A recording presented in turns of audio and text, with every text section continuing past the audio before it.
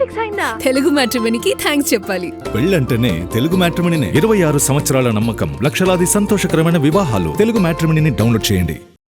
Rajamouli strategy మార్చారా? ఇన్నాళ్ళు జరిగింది వేరు, ఇప్పుడు జరుగుతున్నది వేరు అని అంటున్నారా? ఆయన లేటెస్ట్ సినిమా వారణాసిని డీప్గా అబ్జర్వ్ చేస్తున్న వారికి ఏదో కొత్త విషయం అర్థమవుతోంది. ఆయన గత సినిమాల విషయంలో అందరూ విట్నెస్ చేసిన విషయాలకి వారణాసికి తేడా స్పష్టంగా కనిపిస్తోంది. వారణాసి సినిమా స్టార్ట్ అవుతుందనో అయ్యిందనో గ్లోబల్ ట్రాటర్ ఈవెంట్కు ముందు ఎక్కడా చెప్పలేదు రాజమౌళి. కానీ అడపదడప జనాలకు ఏదో రకంగా వార్తలు అందుతూనే ఉన్నాయి. ఆ ఈవెంట్ తర్వాత కూడా ఏదో ఒక న్యూస్ ఎక్కడో చోట ఫ్లాష్ అవుతూనే ఉంది. మామూలుగా తన సినిమాలకు సంబంధించి పకడ్బందీగా న్యూస్ రివీల్ చేయడం రాజమౌళికి అలవాటు.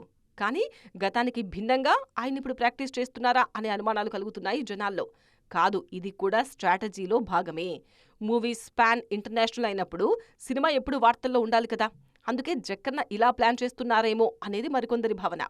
వారణాసిలో తన పాత్ర ఎలా ఉంటుందో రీసెంట్గా రివీల్ చేశారు ప్రకాష్ రాజ్. తన కెరీర్ డిఫైనింగ్ సినిమా అంటూ అందరినీ మెస్మరైజ్ చేస్తున్నారు ప్రియాంక చోప్రా. ఇండియాలో రాజమౌళి ది బెస్ట్ అని చెప్పేశారు దేశీ గర్ల్.